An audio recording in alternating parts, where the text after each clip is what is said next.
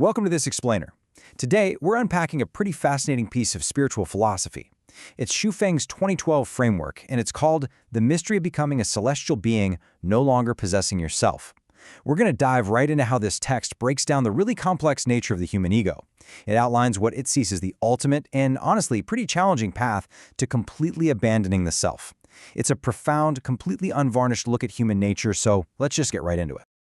Okay, let's kick things off with a universal human problem that the text poses straight to the reader. Where do your troubles, pain, sorrow, anxiety, and fear actually come from? I mean, it's a heavy question, right? We all deal with this stuff on a daily basis. But the source text asks us to really pause and reflect on their origin. It suggests that these negative emotions aren't just, random, unfortunate events that just happen to us. Instead, they're symptoms of a very specific, deeply ingrained underlying condition. Which brings us to Section 1, the root of suffering. So, Xu Feng diagnoses all of our worldly suffering as stemming from one core concept, and he calls it possessing oneself. Now, in this framework, possessing oneself means acting strictly out of your own desires and inclinations instead of living in harmony with nature. It's basically described as a state of deep arrogance and greed. And you might wonder, why arrogant? Well, because it assumes your personal wants are somehow more important than the natural order of the universe. It happens when a person acts purely for their own enjoyment, relentlessly chasing money, power, fame, or just fleeting pleasure, actually thinking that these things will bring happiness. When in reality, according to this text, they're the exact things causing the pain. And the text argues that clinging to this ego triggers an extreme, honestly kind of terrifying domino effect. It starts small. You get your everyday debates, quarrels, those minor conflicts we all get into when we're trying to protect our vanity or our vested interests. But the framework asserts that this exact same self-obsession rapidly escalates. Think about it. The same impulse that makes you argue over a bruised ego is exactly what drives people to commit heinous crimes for vengeance. It lands them in prison and ultimately, according to this spiritual framework, causes them to descend to hell by entirely opposing the natural order of things. Going from a simple argument to eternal damnation is a massive escalation for sure, but it really highlights just how seriously this text views the ego. To back up this profound diagnosis, the source anchors its argument by citing the historical sage Lao Tzu. It states, "The great sufferings of humanity stem from the self. Once the self is gone, there will be no suffering." The text uses this piece of wisdom to really hammer home the idea that suffering is never some external force attacking you. No, it is generated entirely from within. So, according to this framework, it's a simple, undeniable equation. If you completely remove the self, you completely remove the capacity to suffer. Let's move on and see how this builds into a stark cosmic duality in Section 2, the demonic path of ego. The text maps out two completely opposing spiritual paths. And wow, the contrast could not be sharper. On one hand, we have what the author calls the demonic path. Now, just to clarify, in this framework, demons aren't necessarily mythical monsters. They are simply beings who aggressively possess themselves.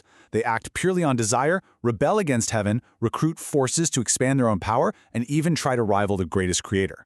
But then, in stark contrast, we have the celestial or Buddha path. This path is defined by having absolutely no self whatsoever.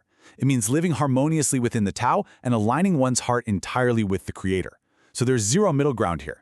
It's a very clear, hard line drawn between a rebellious ego and pure natural harmony. To further illustrate this duality across different traditions, the author neutrally pulls in a warning from Christ Jesus about the absolute necessity of rejecting the ego to follow him into the kingdom of the greatest Creator. The text uses this reference to show that, across major spiritual paradigms, the baseline requirement for entering a divine kingdom or aligning with higher cosmic forces demands the complete and utter renunciation of your own self-interest. If possessing oneself naturally leads to suffering, conflict, and that rebellious demonic path, the text argues the solution lies in a specific, unwavering structural rule. Let's look at Section 3, the principle of unity. The framework asserts that possessing oneself actually shatters unity. Think about it for a second. When you prioritize yourself, the world splits from being a single, unified whole into a chaotic multiplicity. It fragments into 2, 3, 4 as everyone just aggressively fights for their own individual interests. But as this text highlights, true harmony requires absolute alignment. It notes that the sage is considered a model for the world specifically because they embrace unity. And embracing unity fundamentally cannot involve possessing oneself. You simply can't be part of the whole if you're entirely focused on your own individual piece. So the text posits that everything has to align with a supreme leader to maintain order. In the vast, infinite domain of the universe, that singular point of unity is the greatest creator. But what's really fascinating here is how the author scales this exact same cosmic rule all the way down to our daily human lives. It suggests that a worldly society must align with a president or chairman. And taking it even further, even your day-to-day corporate office has to align in absolute unity with the CEO or the head of the organization. Order, whether we're talking about the universe or just middle management, requires aligning with a central point rather than fragmenting into a bunch of competing individual egos. Which brings us to a really critical turning point in our explainer, the actual practical application of abandoning the ego.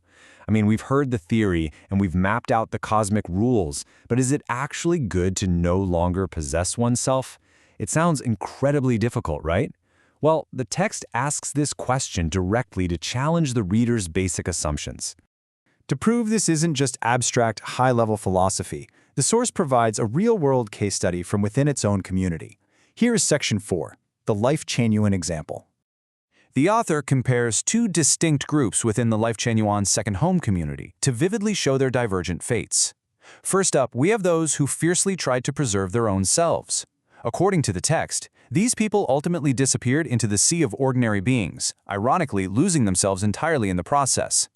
But those who ceased to possess themselves experienced the exact opposite outcome. The text claims this group entered a beautiful, carefree paradise, lived a blissful life in perfect harmony with nature, and, in a crucial twist of fate, ultimately found themselves. This actually brings us to the core of this entire philosophy. Section 5, Finding by Losing. The text reveals this fascinating 5-step chain reaction, showing that giving up your ego is actually the only way to gain your true self. Step 1 requires completely losing the self. Yes, it's the hardest step, but it kicks off the whole shebang. In Step 2, because there's suddenly nothing left to stubbornly defend or fight over, your heart becomes completely relaxed and happy. Step 3 then allows you to finally appreciate the sheer magnificence of the vast world, completely free from selfish filters. In Step 4, this newfound clarity lets you truly understand the workings of the Tao and the will of the greatest creator. And finally, Step 5. Having achieved this realm of ultimate freedom, you can step forward and live out your true self. It's a huge paradox. You only gain it by letting it go. The explainer ties this all together by neutrally citing what it identifies as the core of Buddhist teaching: no self, no form, a mind free of attachment, and no hindrances. The framework uses this profound thought to basically summarize its ultimate goal.